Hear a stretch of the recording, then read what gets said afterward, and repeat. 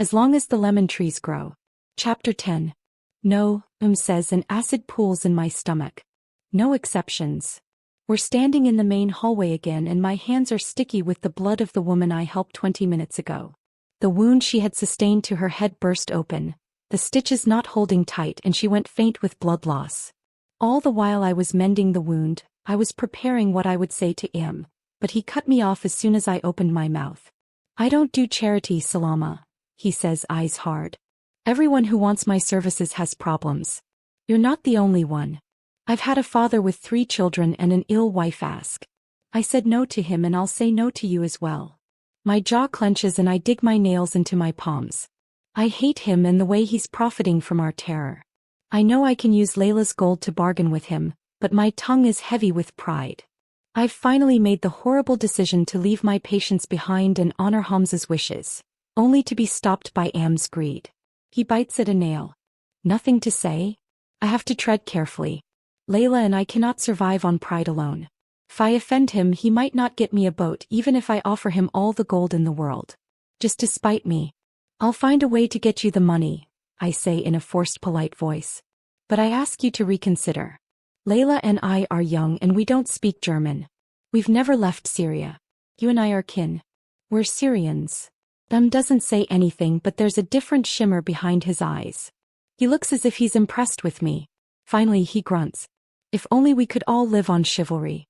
Find the money or there's no boat. And with that he walks away. When mixed together, disappointment and terror form a bitter pill whose effects are long-lasting. Its taste stays in my mouth the entire day and strengthens when I go home bone-weary, and see Layla's crestfallen face as I tell her what Im said. She doesn't ask why I didn't offer up her gold and I'm grateful. She just tucks me in bed and brushes back my hair. It's okay, she whispers. We'll be okay. I stare at the ceiling, feeling a hollowness in my chest.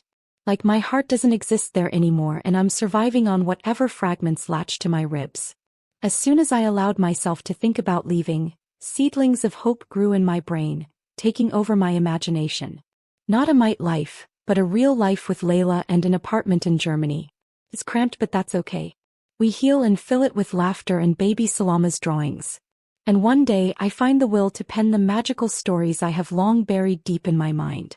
She and we make a home from what's left of our family. Layla stays with me until the dusk turns to night. I'll be right here if you need anything, okay? She says and I nod. When she closes the door behind her, eerie silence claims her wake, and my stupid imagination picks up where it left off. Only this time, Keenan is there in our apartment. And so are his siblings. We're happy and safe and well-fed. And for a minute the night's darkness doesn't seem that bleak. That is until someone chuckles from the corner. I refuse to look. If I could summarize your life in one word, Salama. I hear the hiss of his lighter. A deep inhale. An exhale. It would be irony. Screw you, I croak. I sense Cough sitting beside me, but still I don't turn to him, hoping he'll go away. My bones are made from steel and I'm busy trying to collect the pieces of my heart to sew them back together for tomorrow's inevitable hell. I'm painfully aware of the hidden stash of Panadol in the drawer and I have to fight myself to not take one. Or 3. Not even Layla takes one when she has a headache. We're saving them for a rainy day. I can breathe through this. I have to say, Cough continues. I'm pretty proud of your progress. But let's take it up a notch. You will tell M tomorrow you'll give him all your gold. How you'll also give him this house if he wants it. Not that he'd profit from it. But still. I stay quiet and find myself yearning for last night when Cough stayed away. Yearning to talk to Keenan again and see that blaze of life burning in his eyes. No, Cough says curtly. That boy is nothing but trouble. With your soft heart, his patriotic notions will easily dissuade you from leaving. I have worked too long and too hard for him to change your mind. You're leaving, I know, I snap, finally looking at him. His gaze flicks over me with displeasure, but I don't care. Stay away from Keenan. Don't worry, my promise to Hamza comes first, I say. You better pray that Am accepts the gold. Cough grins, his incisors sharp.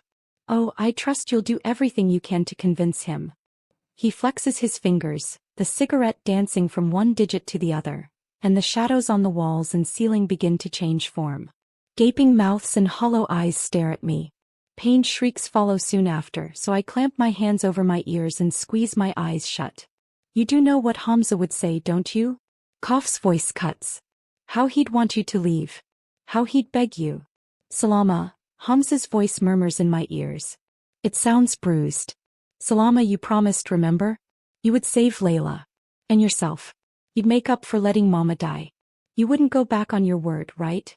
The backs of my eyes burn and I roll over to press the pillow over my head. Please stop. A silence takes over the room and for a minute I believe he has. But when I open my eyes, Hamza stands in front of my bed. There's an open wound on his forehead. His hazel eyes are narrowed with displeasure and there's a model of bruises across his cheeks. He's wearing the clothes I last saw him in, but they're ripped, muddied and bloody. No, I whimper. This is not him. This is Kaf. But deep down in my heart I know it is him. Even if what is before me is an apparition, Hamza must be suffering right now. That is, if he's not dead. Salama, if they catch Layla, do you know what they'll do to her? He whispers and a pained sound escapes from my lips. If they catch you, you and Layla would never be allowed to die. Salama, you have to leave. Think of Baba. Think of me. My tears feel like acid on my skin, dripping onto my pillow. Hamza, please, I said I will. He shakes his head. Then why didn't you give Am what he wanted? Salama, survival is everything. I will, I say. I promise I will. When I blink, Hamza has disappeared and Kaf's voice looms over the quiet once more. Remember your brother every time Keenan's words make you doubt your decision. Bloodroot, I chant. White petals. Yellow center. Secretes a red fluid. Effective in low doses for respiratory diseases. Bloodroot. Bloodroot. Bloodroot. If that boy changes your mind, Salama, Kaf continues, I'll make it so that you don't even remember what flowers are.